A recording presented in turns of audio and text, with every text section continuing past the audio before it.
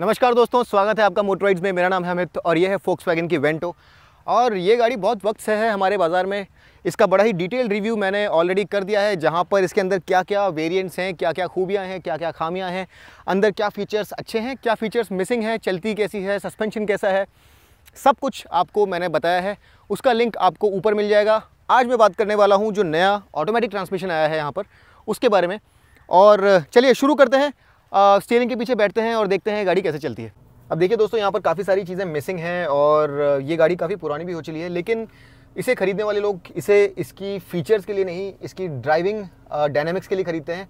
लेकिन फिर भी मैं आपको बता देता हूँ कि यहाँ पर क्या क्या आपको नहीं मिलेगा। यहाँ पर आपको सनरूफ की ऑप्शन नहीं मिलेगी, यहाँ पर वायरलेस चार्जिंग नहीं है, यहाँ पर जो टच स्क्रीन है ज़रा छोटा है। उसके अलावा यहाँ पर कनेक्टेड कार टैग आपको नहीं मिलती है। एयरबैग्स भी यहाँ पर आपको 4 मिलते हैं, 6 एयरबैग्स की ऑप्शन यहाँ पर नहीं है। ग्लव बॉक्स यहाँ पर कूल्ड है, मिरर्स ऑटो डिमिंग है, तो एक अच्छा फीचर है। ऑडियो सिस्टम बहुत फैंसी नहीं है, लेकिन साउंड इसका बहुत अच्छा है। इक्विपमेंट जो काम की चीज़ें हैं सारी यहाँ पर आपको मिलेंगी। इनफैक्ट स्टीयरिंग भी अगर आप देख रहे हैं तो ये टिल्ट और टेलीस्कोपिक एडजस्टेबल है। और कुछ अच्छी फीचर जो आपको यहाँ पर मिलती हैं वो मैं आपको बता देता हूँ। 4 airbags, ABS, rear parking sensors, rear view camera, LED headlamps, auto wipers, leatherette upholstery, cruise control, 6.5 inch touch screen, driver seat height adjust, Android auto, Apple CarPlay, power folding wing mirrors, auto climate control, auto dimming mirror और rear AC vents. तो ये कुछ मेंशनेबल चीज़ें हैं यहाँ पर। तो चलिए अब हम लोग वो एंजॉय करते हैं जो है इस गाड़ी की सबसे ज़्यादा मेंशनेबल फीचर, और वो है इसकी ड्राइविंग डायनामिक्स। और यहाँ पर पहले DSG आता था, 1.2 लीटर पेट्रोल आता था, डीजल भी आता था। डीजल हटा दिया गया है, 1.2 लीटर को 1 लीटर टर्बो पेट्रोल के साथ मेट कर दिया गया है। और 1 लीटर टर्बो पेट्रोल यहाँ पर जो है ये 110 PS बनाता है 5000 और 5500 RPM के बीच में। और पीक टॉर्क यहाँ पर बनती है 175 न्यूटन मीटर्स की, जो कि क्लास लीडिंग है 1750 और 4000 RPM के बड़े वाइड बैंड के बीच में। तो यहाँ पर मिड रेंज बहुत सॉलिड है। हल्का सा बहुत मामूली सा एक टर्बो लैग आपको मैनुअल में महसूस होता था, लेकिन ये गाड़ी फिर भी मैनुअल में भी बहुत ड्राइवेबल है। लेकिन ऑटोमेटिक के साथ यहाँ पर जो एक हल्का सा फ्लॉ था उसे भी इरेज कर दिया गया है। अब आप इसे स्टॉप स्टार्ट ट्रैफिक में बड़े आराम से चला सकते हैं। ये 6 स्पीड टॉर्क कन्वर्टर ऑटोमेटिक यहाँ पर आपको प्रोवाइड किया गया है। ये रिप्लेस करता है DSG को। उतना शार्प, उतना क्विक नहीं है, लेकिन ये कोई स्लाउच भी नहीं है, ये कोई स्लो शिफ्टिंग ऑटोमेटिक ट्रांसमिशन भी नहीं है। काफ़ी क्विक है, काफ़ी इंटेलिजेंट है। और कुछ टेक्निकल चीज़ों की अगर मैं बात करूं तो यहाँ पर आपको अगर डाउन शिफ्ट करना है तो आपको RPM को 3500 RPM के नीचे रखना होगा, और अगर अप शिफ्ट करना है तो आपको RPM को 1500 RPM के ऊपर रखना होगा। इसके अलावा अगर आप इसे ड्राइव मोड में चला रहे हैं, अगर यहाँ पर आप देखेंगे कि आपके पास ये ड्राइव मोड है, नीचे आपके पास स्पोर्ट मोड है, और अगर आप इसे इस तरह से लेफ्ट ले जाते हैं तो आप टिपट्रॉनिक मैनुअल शिफ्ट भी कर सकते हैं। तो अगर आप ड्राइव मोड में से चला रहे हैं तो शिफ्ट जो है ये लगभग 6000 RPM पर आ जाते हैं अगर आप पेडल टू मेटल जा रहे हैं तो। अगर आप इसे स्पोर्ट मोड में डाल दें तो आपको ज़रा ज़्यादा हायर रेव पर अपशिफ्ट मिलता है 6200 RPM पर। और अगर आप मैनुअल मोड में जाकर के मैनुअली शिफ्ट करते हैं तो अगर आपने अपशिफ्ट नहीं किया है मैनुअली तो ये 6500 RPM तक जाएगा। तो ज़रा और ज़्यादा आपको एक स्पोर्टी फील मिलता है। यहाँ पर जो DSG था वो डेफिनेटली एक ज़्यादा कॉम्प्लिकेटेड, ज़्यादा एडवांस्ड और ज़्यादा शार्प, ज़्यादा क्विक ट्रांसमिशन था, लेकिन ये ट्रांसमिशन भी काफ़ी क्विक है, बहुत ज़्यादा स्मार्ट है। यहाँ पर किसी तरह का कोई डिले नहीं है, गियर शिफ्ट्स बहुत ज़्यादा स्मूथ होते हैं, और जनरली इस ट्रांसमिशन के साथ कोई प्रॉब्लम नहीं है। मैंने इस ट्रांसमिशन को स्कोडा रैपिड 80 में भी चलाया था, और अगर आप वो रिव्यू देखेंगे तो पाएंगे कि वहाँ पर भी मुझे इससे कोई शिकायत नहीं थी। सिर्फ एक छोटी सी शिकायत जो है वो ये है कि जब आप इसे क्रॉलिंग स्पीड पर चलाते हैं, आपने ब्रेक पर पैर डाल के रखा हुआ है, आप ट्रैफिक लाइट पर हैं, जब रिलीज़ करते हैं तो कभी कभी ऐसा लगता है कि ये ज़रा ज़्यादा ही ईगर है आगे बढ़ने के लिए। तो कभी ऐसा हो सकता है कि कोई बहुत पास है तो आपको थोड़ा ध्यान रखना पड़े, बट ये कोई मेंशनेबल प्रॉब्लम नहीं है। बट इसके शिफ्ट स्पीड्स के साथ, स्मूथनेस के साथ मेरे को किसी तरह की कोई शिकायत नहीं है। अनलेस आप निट पिक ही करना चाहें तभी आप इस ट्रांसमिशन को फ्लॉ बता सकते हैं कोई, अदरवाइज़ ये ट्रांसमिशन बहुत अच्छे से बनाया गया है। और इसका 0 to 100 टाइम भी अगर आप देखेंगे तो DSG में आपको लगभग 11.3 सेकेंड्स का टाइम मिलता था, यहाँ पर आपको 11.8 सेकेंड्स का 0 to 100 टाइम मिलता है, जो कि सिर्फ 0.5 सेकेंड स्लो है।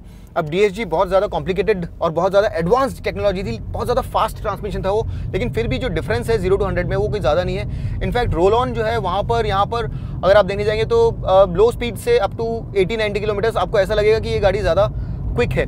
अब मैं अगर परफॉर्मेंस की बात कर रहा हूँ तो आपको ये भी बता दूँ कि पुराना जो ट्रांसमिशन था वो डेफिनेटली परफॉर्मेंस के मामले में ज़्यादा बेहतर था, लेकिन स्कोडा चाहता था कि जो कॉस्ट है वो ज़रा नीचे है, क्योंकि DSG ज़रा कॉम्प्लिकेटेड होता है बनाने के लिए, ज़्यादा कीमती होता है, तो वो गाड़ी की कीमत को ज़रा ऊपर पुश कर देता है। और दूसरा, DSG के साथ जो कुछ लोगों का परसेप्शन था कि ये ज़्यादा कॉम्प्लिकेटेड है तो यहाँ पर प्रॉब्लम्स आने के ज़्यादा चांसेस हैं, वो एक परसेप्शन भी फोक्सवैगन एड्रेस करना चाहता था। तो इस तरह से फोक्सवैगन ने इन दोनों ही प्रॉब्लम्स को एड्रेस किया है।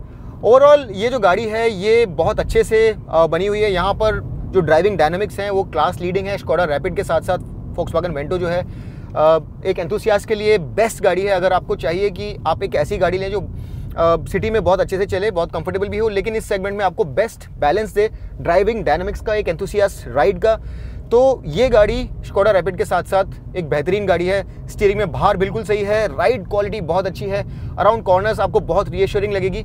और अगर आपको एक ऑटोमेटिक गाड़ी पिक करनी हो कि मुझे ड्राइविंग के लिए यही गाड़ी चाहिए, तो आप स्कोडा रैपिड और इसमें से कोई भी एक गाड़ी चूज़ कर सकते हैं। यही दो गाड़ियां इस सेगमेंट की बेहतरीन ड्राइवर्स ऑटोमेटिक कार्स हैं। अब फ्यूल एफिशिएंसी की भी बात हम लोग कर लेते हैं, तो यहाँ पर ARAI सर्टिफाइड फ्यूल एफिशिएंसी है 17.7 यानी 17.69 kmpl, और आपको सिटी में इस गाड़ी से लगभग 11 to 12 kmpl की फ्यूल एफिशिएंसी मिलेगी। हाईवे पर इससे आपको 15 to 16 kmpl तक की फ्यूल एफिशिएंसी मिलेगी अगर आप बहुत ज़्यादा फास्ट ना चलाएं, जो मेरे ख्याल से इस तरह की एक काफ़ी ड्राइवर एंथुसियास्ट ओरिएंटेड गाड़ी के लिए एक अच्छी फ्यूल एफिशिएंसी है। सेगमेंट लीडिंग बिल्कुल नहीं है। यहाँ पर अगर आप देखने जाएंगे तो सियाज आपको ARAI सर्टिफाइड 20 kmpl की फ्यूल एफिशिएंसी देती है, और बाकी गाड़ियों में भी लगभग 18 की फ्यूल एफिशिएंसी मिलती है आपको ARAI सर्टिफाइड। तो ये सेगमेंट लीडिंग फ्यूल एफिशिएंसी नहीं है, लेकिन फिर भी जिस तरह का परफॉर्मेंस, जिस तरह का एक्सपीरियंस ये गाड़ी आपको देती है, उस लिहाज से ये कंप्लेनेबल फ्यूल एफिशिएंसी भी नहीं है। यहाँ पर मेरे ख्याल से इंसुलेशन और ज़रा बेहतर हो सकता था। ज़रा टायर नॉइस अंदर फिल्टर इन होती है, विंड नॉइस वगैरह का कोई प्रॉब्लम नहीं है, एम्बिएंट नॉइस का कोई प्रॉब्लम नहीं है, लेकिन टायर नॉइस ज़रा बेटर कंट्रोल हो सकती थी। इंजन बिल्कुल फ्री रविंग है, किसी तरह का कोई प्रॉब्लम नहीं है, बहुत ही अच्छा इंजन है। खासतौर पर मैनुअल वेरिएंट में जब मैंने इंजन चलाया तो मुझे इसने बहुत इंप्रेस किया। एक जो डीजल्स की कमी खल रही थी वो खलने नहीं देता है ये इंजन।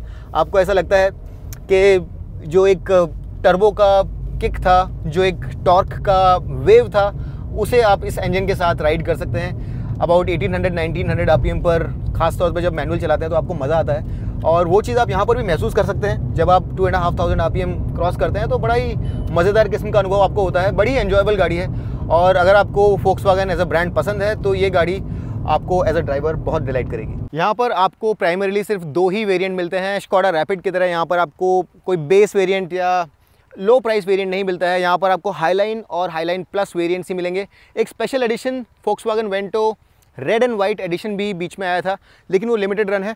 तो मोटे तौर पर ये आपको हाईलाइन और हाईलाइन प्लस वेरिएंट्स में ही मिलेगा, जहाँ पर आपको कीमत देनी होती है 12.2 लाख रुपीज़ से 13.4 लाख रुपीज़ तक। अब ये बहुत ज़्यादा रीजनेबल नहीं है अगर आप इसे कंपेयर करेंगे होंडा सिटी का CVT वेरिएंट जो है उससे, या फिर वर्ना के CVT वेरिएंट से, तो वहाँ पर कीमतें लगभग कंपेरेबल हैं। लेकिन याद रखिए कि ये एक प्रॉपर ऑटोमेटिक है और वहाँ पर आपको मिलता है CVT। दूसरी चीज़ जो है वो ये है कि यहाँ पर आपको ड्राइविंग डायनामिक्स और टॉर्क ज़्यादा मिलता है। यहाँ पर आपके पास टर्बोचार्ज इंजन है, वो इंजन्स नेचुरली एस्पिरेटेड हैं। फन टू ड्राइव फैक्टर यहाँ पर ज़्यादा है, लेकिन फीचर्स यहाँ पर कुछ मिसिंग है। फन टू ड्राइव फैक्टर की ही मैं बात कर रहा हूँ, तो आप स्कोडा रैपिड के साथ भी जा सकते हैं। वहाँ पर आपको एक ज़्यादा किफ़ायती और ऑलमोस्ट सेम पैकेज मिलेगा, लेकिन वहाँ पर फीचर्स और भी कम मिलेंगी जो किफ़ायती वेरिएंट है वहाँ पर। इनफैक्ट यहाँ पर आपको कुछ ज़्यादा फीचर्स मिलती हैं। Top of the line variant में भी अगर आप वेरिएंट टू वेरिएंट कंपेयर करेंगे स्कोडा से, तो यहाँ पर आपको कुछ फीचर्स ज़्यादा मिलती है। एक ज़्यादा प्रीमियम ये ब्रांड है, और ग्लोबली फोक्सवैगन को स्कोडा से एक लेवल ऊपर माना जाता है। बट यहाँ पर अगर आप सिर्फ किफ़ायत की बात करें तो मेरे ख्याल से स्कोडा रैपिड जो है वहाँ पर आपको एक किफ़ायती वेरिएंट मिलता है, और यहाँ पर आप अगर आपको उसी सेटअप में एक ज़्यादा प्रीमियम ब्रांड चाहिए तो इस गाड़ी के साथ जा सकते हैं। उम्मीद करता हूँ कि इस गाड़ी के बारे में मैं आपको सब कुछ बता पाया। अगर आपके कुछ सवाल रह गए तो उन्हें कमेंट सेक्शन में डाल दीजिए। हमें सब्सक्राइब करना मत भूलिए, वो बेल नोटिफिकेशन आइकन दबा दीजिए। अपने दोस्तों के साथ ये वीडियो ज़रूर शेयर कीजिए, और अगली बार तक के लिए मैं आपका दोस्त अमित आपसे विदा लेता हूँ। तब तक के लिए rev hard, rev free and drive safe.